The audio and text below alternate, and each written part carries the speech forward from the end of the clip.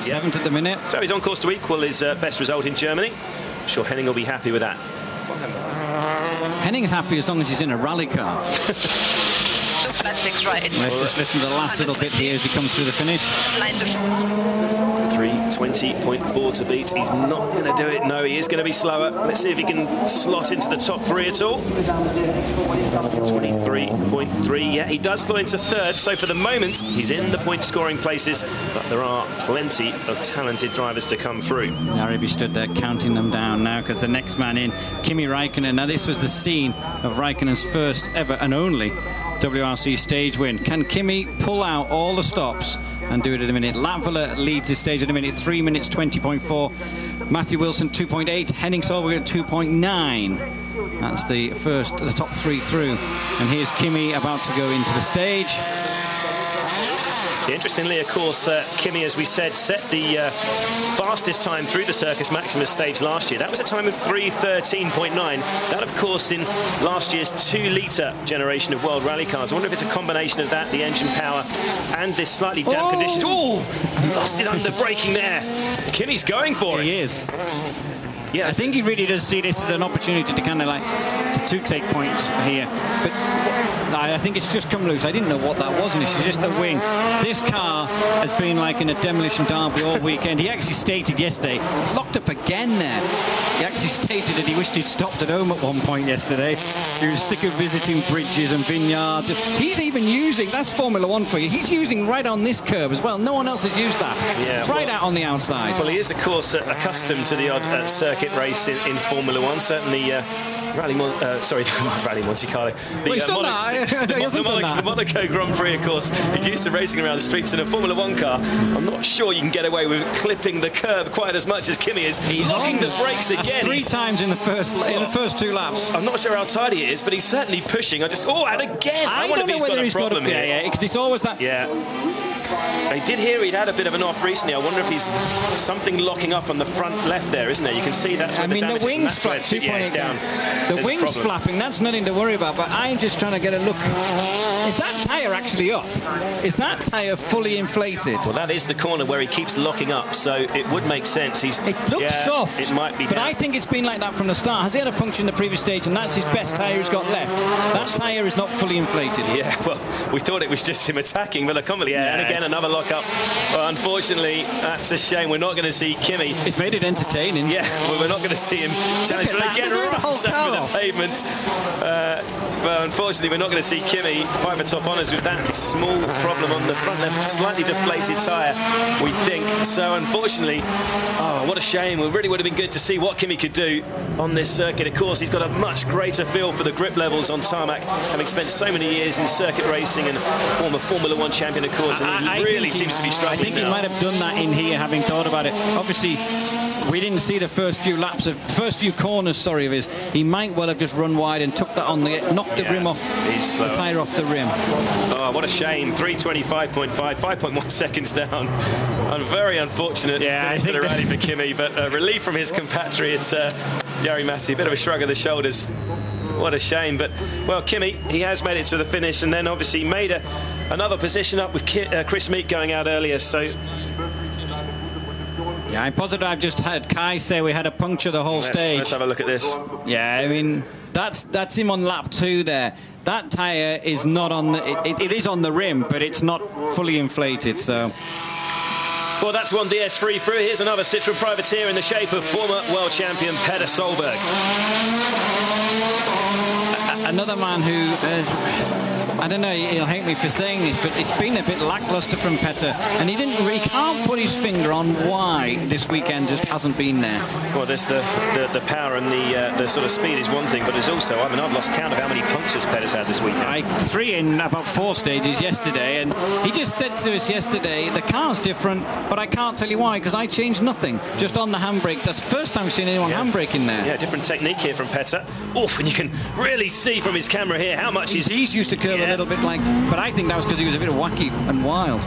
But again, terrific view from here, really giving you a sense how hard Petter is pushing. And like Kimi, he's really throwing his DS3 around the streets of Trier here.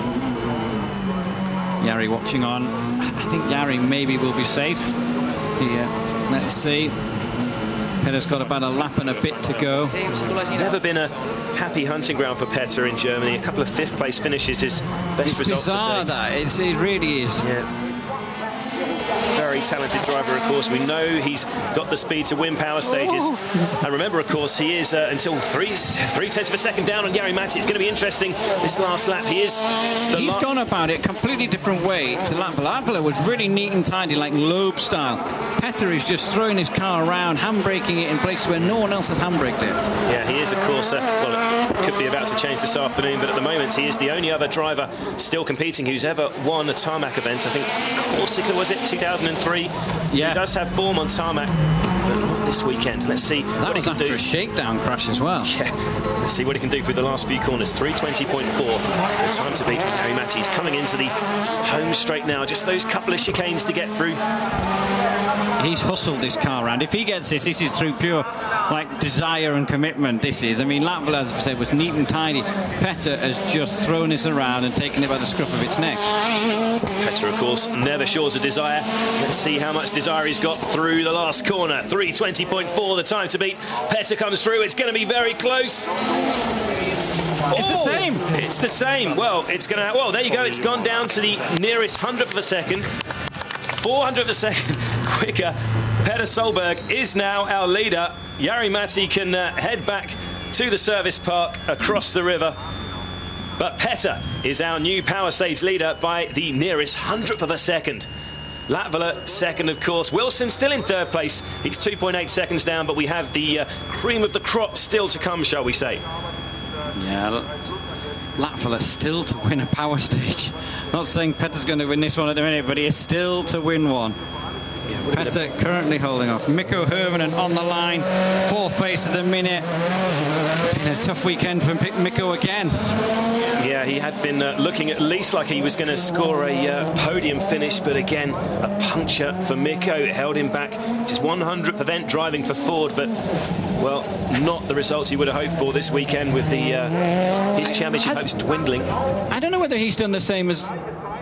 I don't know what... is that tyre soft as well? And, yeah, looking at the front right. Oh, I tell you what, you might be right. It does look... I don't know, it just was in that corner. He really struggled in that corner. I'm not sure he looks completely on it here. Yeah. No, he's not. He's not. I think you're right. I think that front left is soft again. Whether he's clipped the curb, I'm not sure. Well, this is interesting. It's hard to tell with all the shadowing and things like that. But well, it could be as you say, we're just picking them up sort of midway through that first lap, and I wonder if they are just all making the same mistake early on. That tyre's soft, yeah, exactly the same, the same problem, a puncture. This is where they've got to be careful in the chicanes. Mikko, well, I mean, yeah, you said he had a puncture. That was yesterday.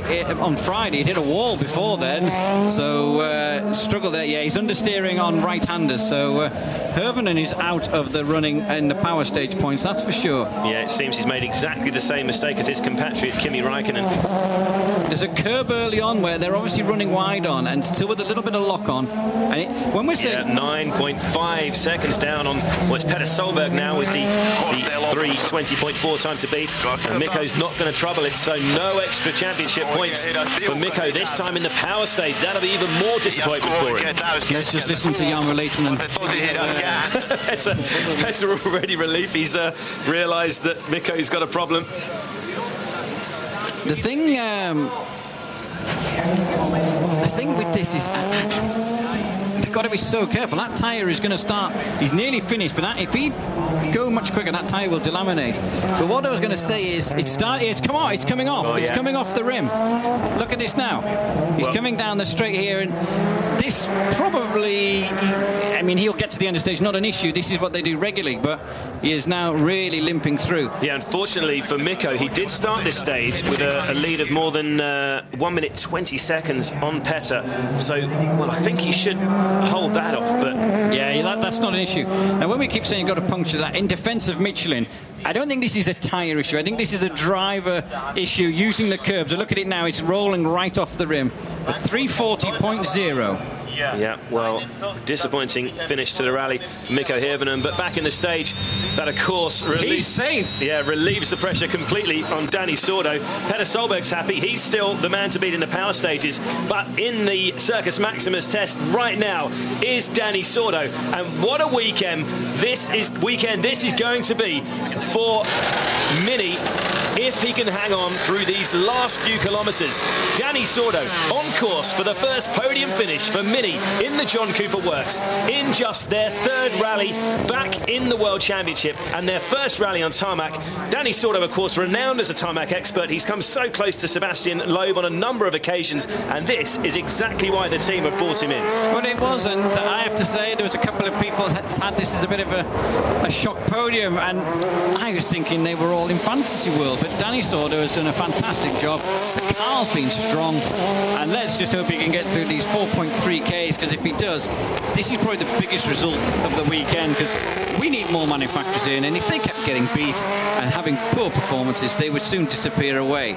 And David Richards will be the most nervous man in the service park at the moment. Yeah, really frustrating to lose Chris Meek, of course. Quick word about him. I mean, he had done so well as well.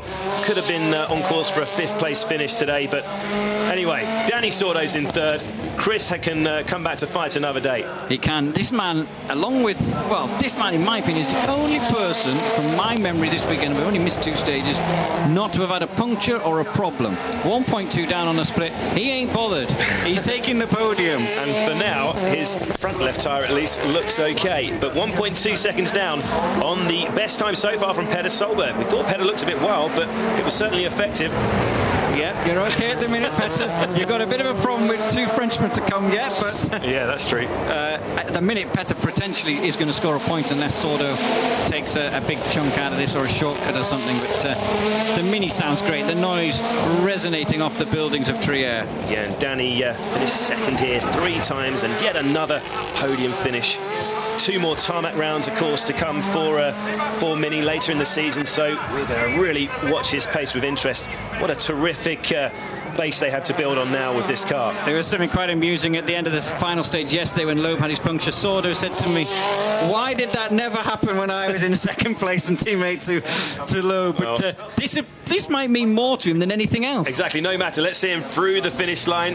Petter's watching on. Yeah, he is slower, Petter. You can breathe a sigh of relief again. Danny Sordo's through, 2.5 seconds slower. But let's not forget, it's all about that podium finish for Mini. Fantastic weekend for the team and for Danny Sordo and co-driver Carlos Del Barrio, of course. Fantastic weekend for Mini. I have to say, I didn't expect that. Well done, Danny, and well done, Mini. The team will be delighted. But anyway, back in the stage.